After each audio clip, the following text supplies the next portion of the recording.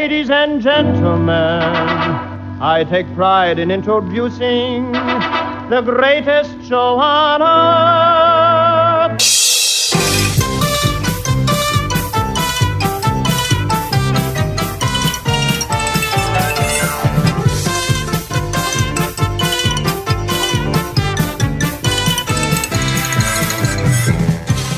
Hi, everybody. This is Scott Gordon, and welcome to the Uncle Floyd podcast, number 54.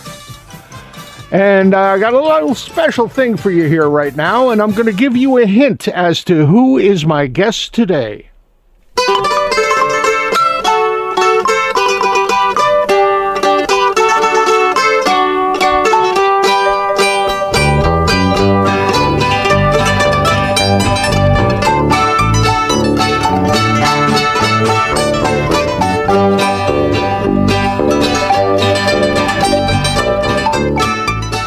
Yeah, sitting right across the table from me is my old buddy Netto. Hi, everybody. And we're here to talk about stuff with the Uncle Floyd Show and things we did and fun we had and all sorts of good things like that. Now, you knew Floyd longer than I did. Well, kind of, but it was in a business setting. I was in high school. I was probably a sophomore.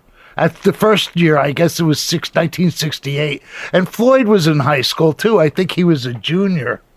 Uh-huh. And he used to run block dances in Bergen County, especially the one in Glen Rock. He had input to some of Paramus and some of the other ones, because I guess he would, what would that word be? He would broker it. Impresario. Yeah, impresario. He would love that word. But the thing with that was, even though it was a long time ago, his brothers were really young.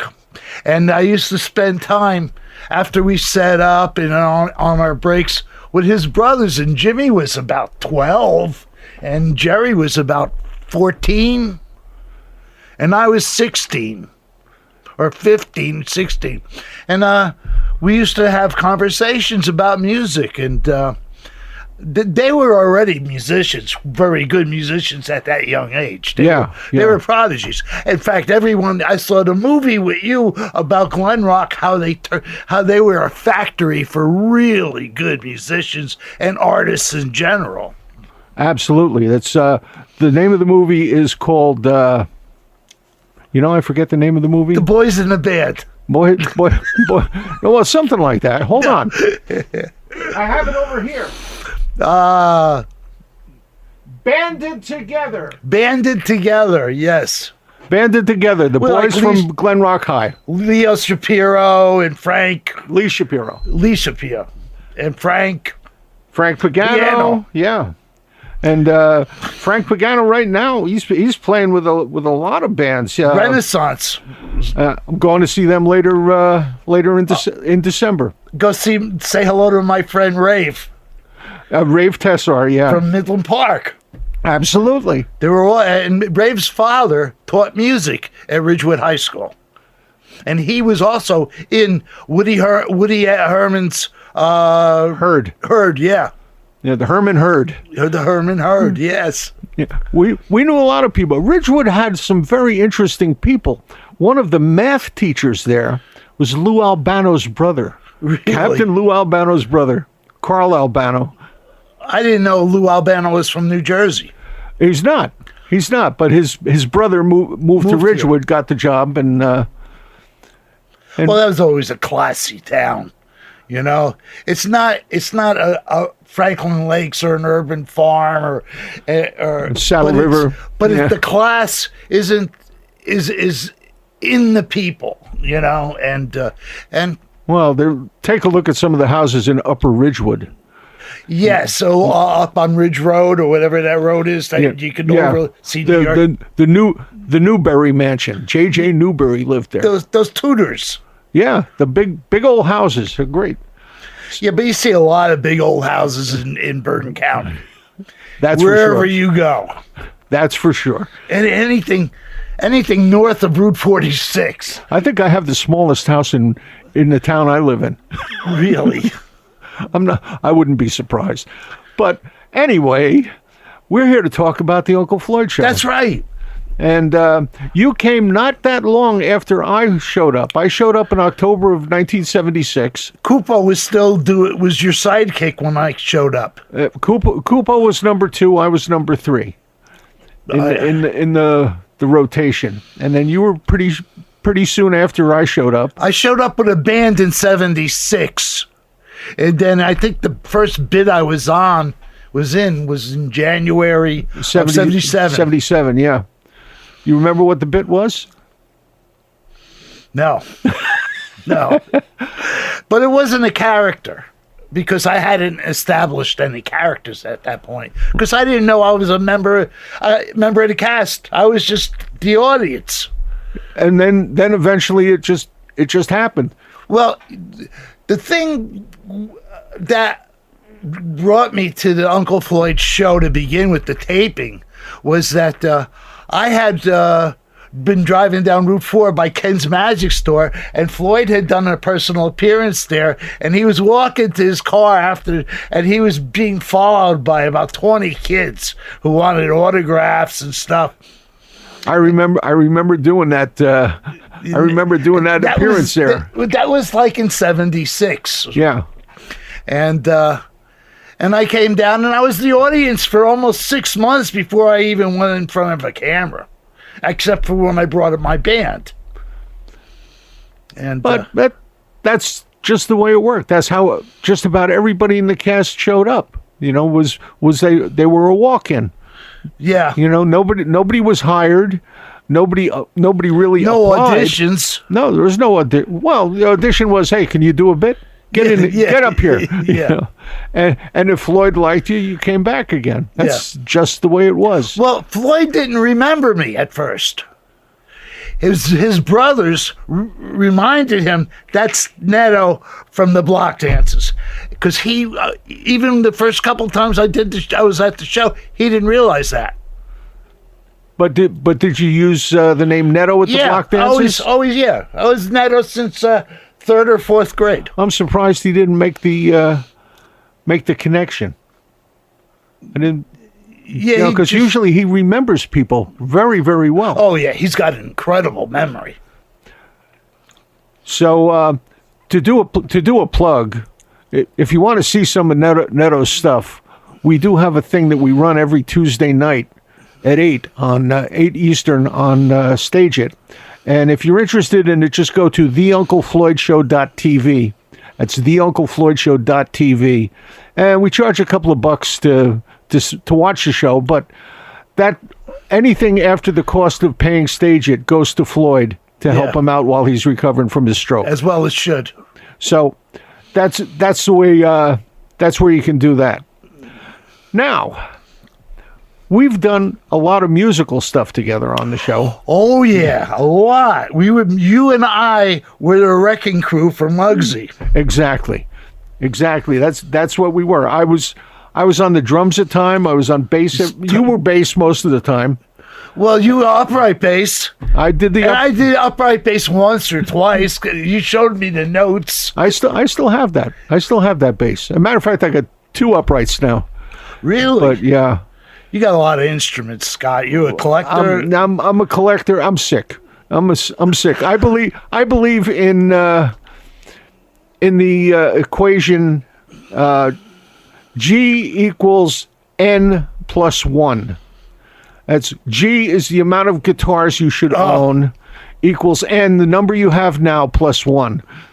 So, it's weird for me because I am like the opposite of a collector. I have 1 bass, I have 1 guitar, and I have 1 mandolin. Now, the bass is a 1968 or 67 Guild Starfire with work done by Tommy Doyle when he was about 18.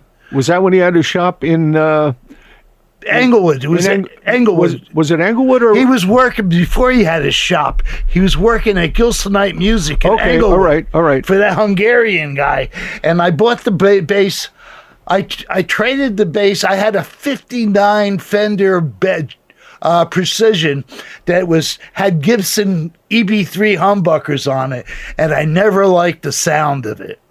Yeah, those EB3s are kind of short. Those EB3 are sharp, very, very trebly. Yeah, for a I bass. just didn't like it. I didn't get a balanced sound, a thick bass sound, which is what I always wanted. Did you pick it up with that configuration? No, when I traded for that bass, it came with the standard pickups of the era of the time, because those basses were made in Hoboken, and they had Hagstrom pickups.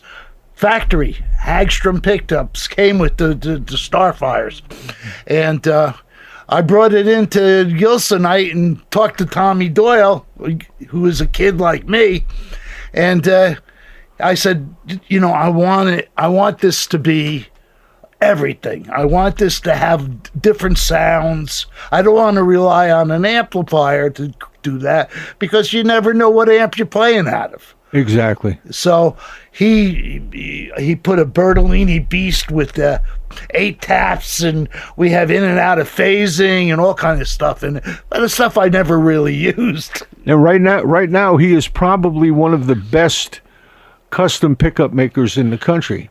And the name of his company is Doyle Coils. Wow. And he's back in New Jersey. He was living in Nashville for a while, but now he's back in New Jersey. And I just saw him a couple months ago. Wow, that's pretty cool. So, first time Well, what I was saying is I only have a guitar. My guitar is a 1957 ES 127, which is like a 125 single cutaway, but it had the big plastic pickup. Right. Instead of one. Right. Later on, after we're done with this, we'll go upstairs. I have the price book on the guitars, and we'll look up what your guitars are worth. If Well, you my know. mandolin is a 1913 The Gibson before Lore. So Lore came around 1920. But Right. before that, so the ones from the 20s, 20 to 1930, are worth a lot more than the ones previous. Yeah. But it's nice. For those who want to look it up, it's LOHR is Lore. Lore, yeah. He just made mandolins, or did he make guitars too for Gibson? I think he did mostly mandolins. He might have done some. There are some Gibson violins, and he might have done really? them too. Yeah. I never knew that. Let's get back to the show. I'm going off on tangents. I knew I would. That's fine. That's what I do. That's what this is about. We're here to have fun and talk about old stuff and have a great time. And as a matter of fact, talking about instruments, I also own a mandolin. I don't play it very well, but I do have one. And I love strings. I love the sound of strings. I love the feel of strings. And I just keep going with it. You feel like the control you have over strings, you can put more personality into it than blowing into it or through keyboards. Well, it's more of a case of when I pick up an instrument with strings on it and I start to play it, I go into that zone. Yeah. The musician zone where you don't exist anymore. The only thing that exists is the music. I do. I'm that way too. Yeah, but I'm more of you. I always love your playing because you are disciplined. You're everything I'm not. Well, that was less. That was the fact that I was hanging around with Les Paul from the time I was 14 If you years took a old. solo, it was exactly what the solo should have been or what it was.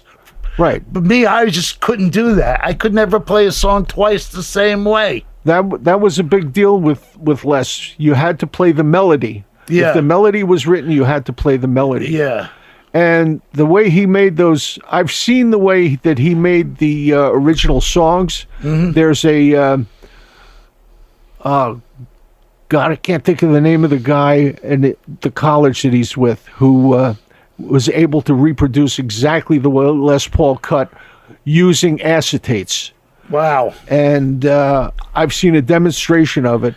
A lost art, isn't it? It's amazing because what you have to do is you have to play the least important thing first. Because the most important thing has to be the last thing recorded, or it will have no fidelity at all. Well, you played Woodpecker song when you opened the show. Yeah. Now, that's all me. There's like 13 instruments on it, they're all me. And that's inspired by Les Paul. Yeah. Not that he was playing the drums or anything, but if it wasn't for him, there would be no Allman Brothers, there would be no guitar, good harmonies, not to the point where they are, or where rock went. Well, Les Paul did not play drums on his own songs. His son Gene did. Gene Paul played drums. Which was the son that lived with him forever? Rusty. Yeah. He was had a weird relationship. He was actually Les Paul Jr. Rusty passed away a few years ago. Yeah. And he was a very good friend of mine. I spent the night at Les's house, and I made him French toast at 4:30 in the morning because he never sleeps. I'm going to tell you a story that I've told on this podcast before, but you might not have heard it. And I walked into Les Paul's house one day. I was maybe about 16 years old. On Saturday, I came in. I walked into the kitchen, poured myself a cup of coffee, and this short bald-headed guy in a robe walks into the kitchen and goes, "Hey, is there any of that coffee left?" I said, "Yeah, hi, my name's Scott. I'm here. I help out Mr. Paul, and I'll pour him a cup of coffee." And he says, "Yeah." I said, "And your name is, sir?" And he says, "Well, my name's Harry." I said, "Okay, I'll see you later." He says, "Yeah, tell Les I'll be in about a half hour."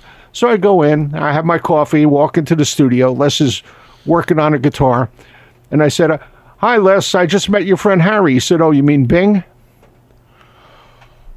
Harry Lillis Crosby. You didn't recognize him. I didn't recognize him because he didn't have his toupee on. Oh. If he had his toupee on, I might have recognized him. Yeah. Wow. Yeah. Les told me stories all, and Muggsy, I was with Muggsy, and he told us stories all night about which rock musicians tried to steal instruments off his wall, which ones went after those musicians, other musicians, and brought the instruments back. Well, how much popcorn did you have while you were there? Oh, please. That house always had popcorn going. Yeah, it was constantly being made, too. And that's one thing Les said to me later on in our relationship. I think I was about 18 at the point, and he said to me, "Hey kid, I want to know one thing. How come you've never asked me for anything?" I said, "Why would I ask you for anything? You've taught me all about recording. You taught me all about working with electronics. I consider you to be a mentor and a friend. You've given me everything I could ever want." Yeah. I said, "That's what's important. All this other stuff is just stuff." And he said, "You know, kid, you're right." And that's just the way the man was, and if you asked him for something, he'd give it to you, but you'd have to give him a fair trade exchange for it. Yeah, I remember the first time I met him was it was at a bar, I think in Woodridge or Hasbrook Heights, right on the main strip. It was a cowboy bar, and there was a big cowboy band playing in there, and the bass player had Kozakowski's Corral, was that it? Yeah, something like that. And the bass player wanted to see my bass because I needed the money and I was going to sell it. And I walk in there with the case, and who knew? But he was in there. And he said to me, he goes, "What's in the box, son?" Yeah, it's Les. Yeah, and I said, "It's a bass," and it was already worked on. And he says, "You mind if I see it?" So I opened it up. He picked it up, played it, and said, "Don't ever get rid of this, ever. Yeah, I don't care how much you need the money." He would know. Yeah. Well, that's one of the things he said to me. You know my black Les Paul. Oh yeah. With all the extra stuff on it that I put on it. Well, he said to me, when you buy a guitar, you're buying somebody else's idea of what a guitar is. Mm-hmm. Play with it, mess with it, just screw around with it, do whatever you want to it, but make it yours. Make it what your idea of a guitar is. So when I bought that guitar, and I modified it. I took it over to him, and he played it, and he said to you, "Kid, does it do what you want?" I said, Yeah. "Yes, sir." And he said, "You did good, kid." Yeah, that's exactly. It's like a John Wayne conversation. Yeah, exactly. That's the way Les was. You know what's really funny, and this will bring it back to the Uncle Floyd Show. Okay. All of us, we were all totally different. You know, Muggsy was my best friend, but we had really not much in common, and nobody did. But the thing was, we were all zealots. We were always in the right place for our whole history.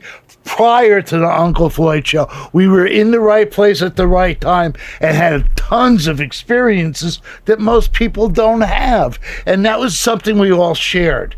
And because of that, our minds were loose enough to be able to ad-lib like with each other like we did. You know? Yeah. Like the Dull Family.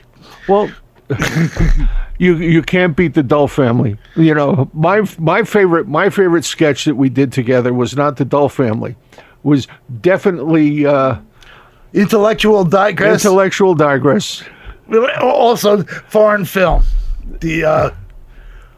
The Cinema International. Cinema International. Yeah. I was never in those. I was just the voice of everything. But I could hear you trying not to break up, because you could hear that you were on the verge of losing it so many times in that. Because I gave you the visual, and you went out of your way to make the visuals, force me to make the visuals compelling. Well, the thing is, I tried not to look at you guys when I did that. But you did. But I had to look at the monitor. If I looked you straight in the face, that would have been it. I would have been finished. I would have been Cream finished. fingers. Remember that? Attack of the cream finger. Attack of the cup nose people. And when you shaved me on the air, that was another one. Yeah, I remember that.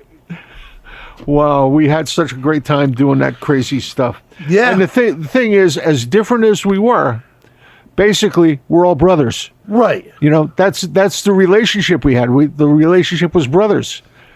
Even though we wanted to put on a good show, I don't think we really were serious as far as our egos, as far as us being real entertainers.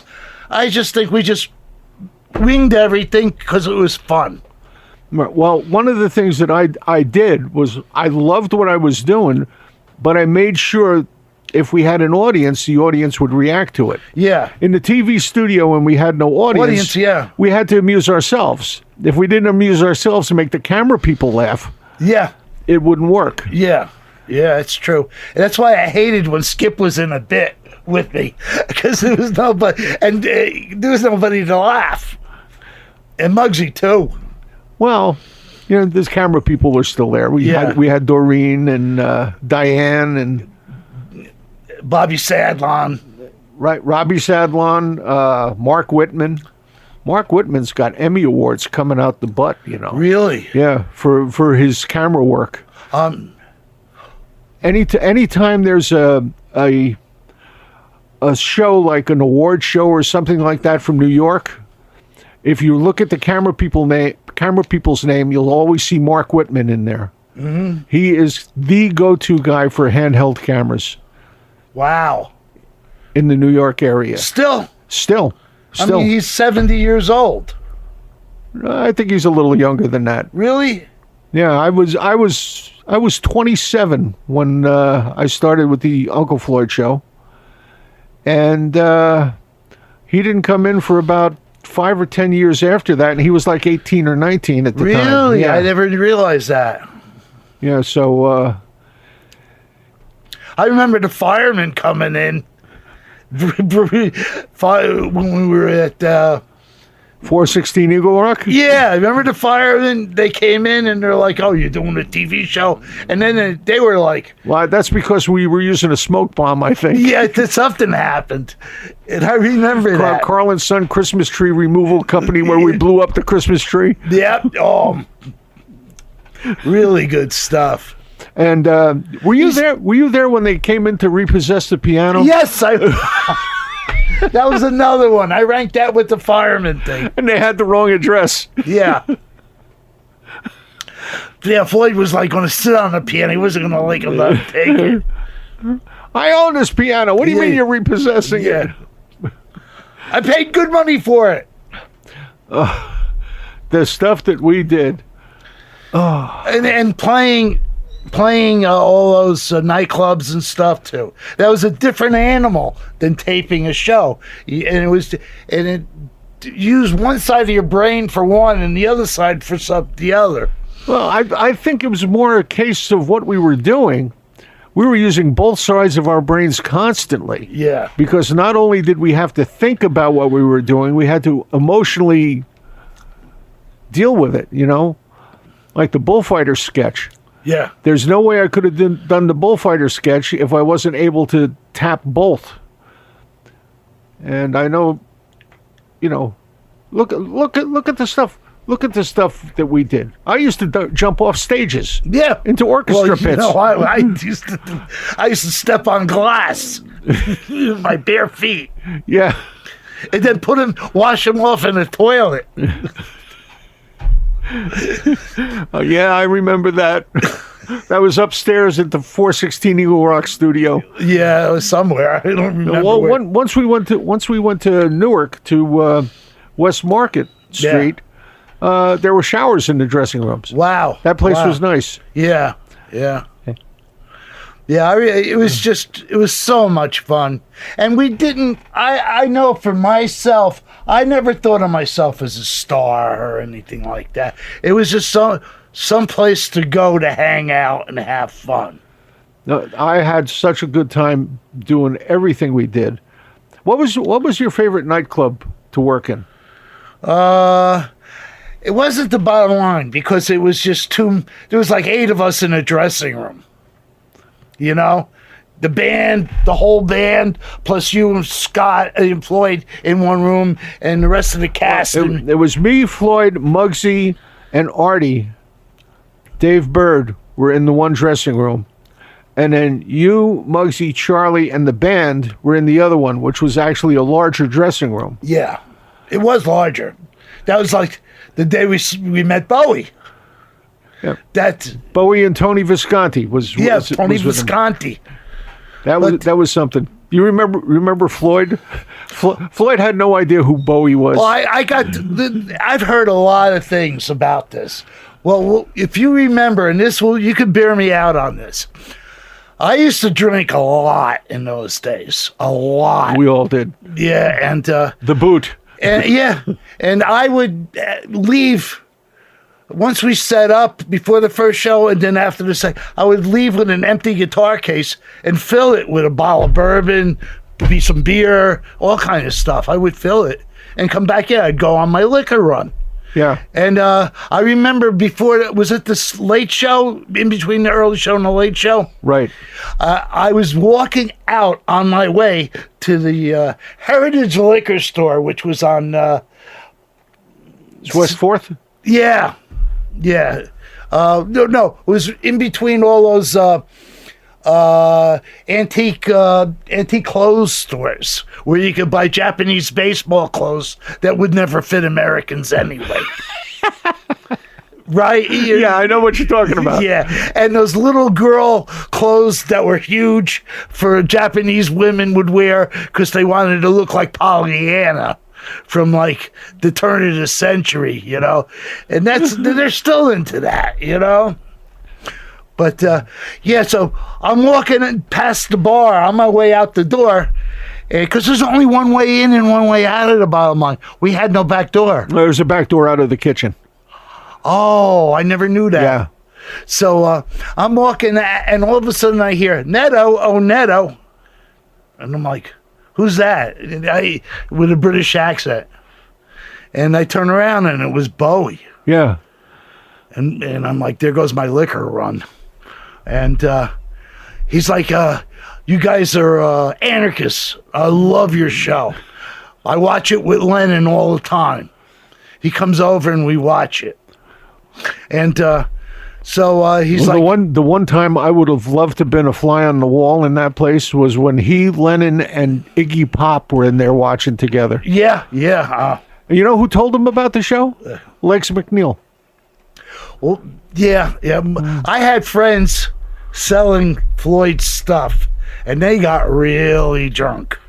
And they did things that made Floyd really angry at them. So Floyd was angry at me because they were my friends, and I supplied them because to help with him sell his stuff. And he when I brought Bowie into his dressing room, he didn't know it was Bowie. He just thought it was one of my friends, and he said some things that were insulted Bowie. But then Bowie just let it go in one ear and out the other. And he understood. He understood that. First of all, we were all in the bag. We performed drunk. Right, and then after he was in talking to us in our dressing room, then he went in and he was talking to your dressing room and the guys in the band. Yeah. And Floyd goes in there and goes, "All right, we got a show to do. Get these guys out of here." Yeah, right. Later in the night, after we finished the second show, he says to Muggsy, he says, "Muggsy, who was that guy who was in here with the red hair?" Right. Oh, man. And Muggsy says to him, "Floyd, that was David Bowie." No, Muggsy said that was Bowie. That was Bowie. And Floyd said, "Bowie who?" Exactly. And right. then Muggsy said, "David Bowie, the singer." And Floyd said, "I don't recognize him without his dress on." Exactly. Exactly. And later on, they became the best of friends. Oh, yeah. Do you know what they used to talk about on the phone? What? Old American cowboy TV shows. Really? Bowie was fascinated with Lone Ranger and Hopalong Cassidy. And all that stuff. Wow, all that stuff from the 50s. Yeah. Wow. Which he watched as a kid in England. Wow, I never knew that. So that's how Bowie and Floyd became really good friends afterwards. See, there were things. We all had a little, especially in live, before we would go on, it was a little nervous tension. Muggsy had stage fright. Really bad.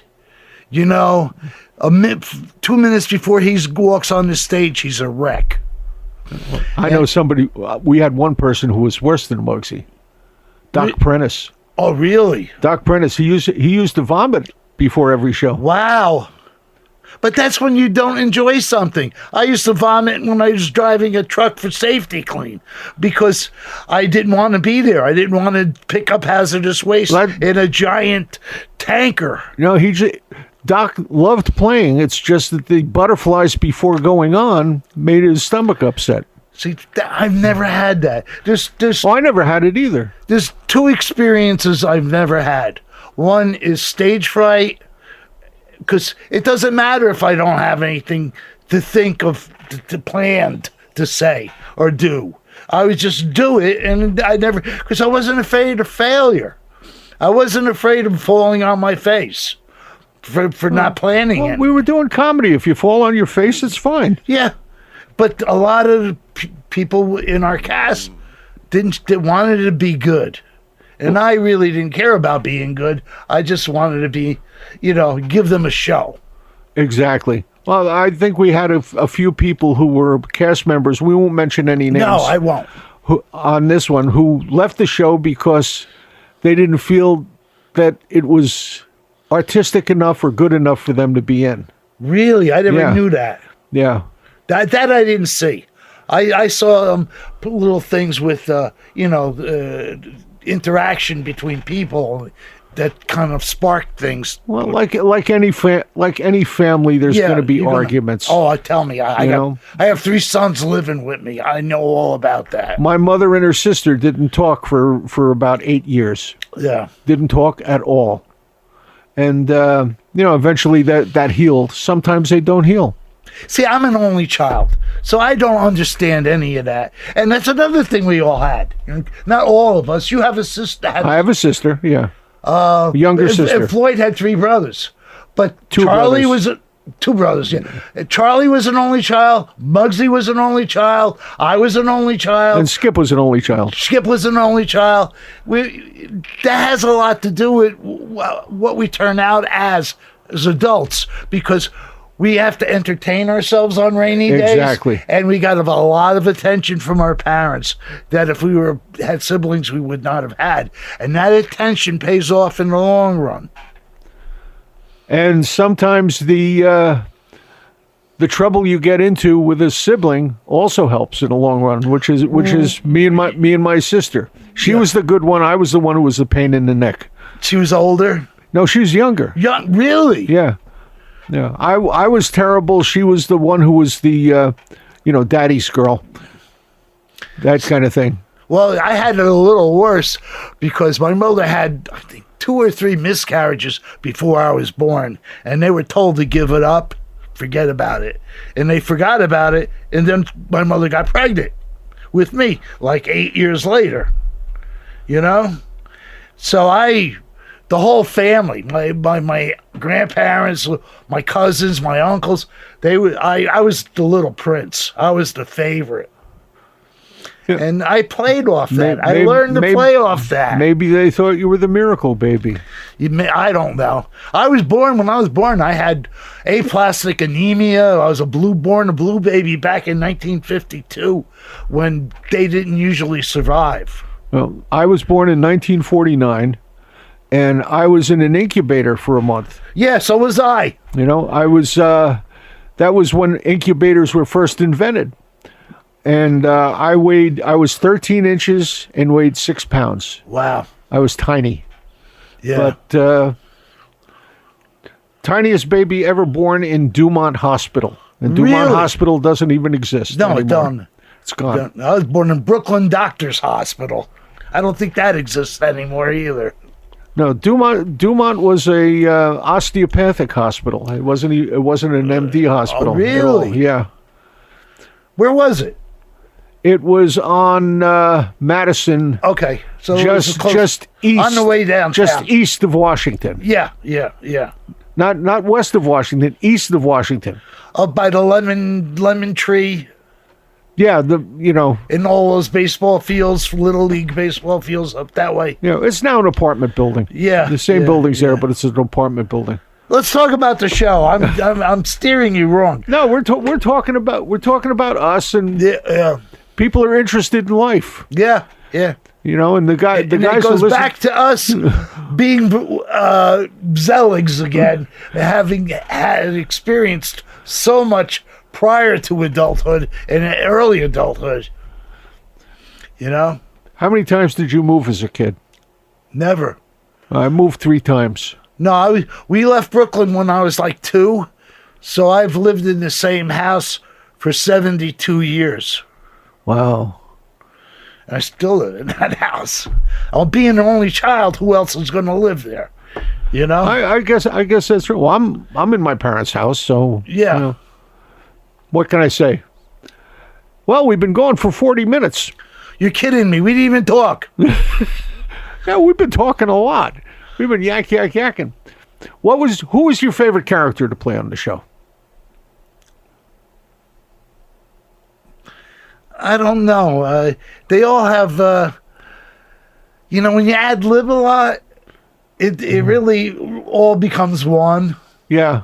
If I had a character that I had a plan when the light went on the camera and I was on, I have certain bits were my favorite. The Box of Wis-dumb, when he had all those different size bras.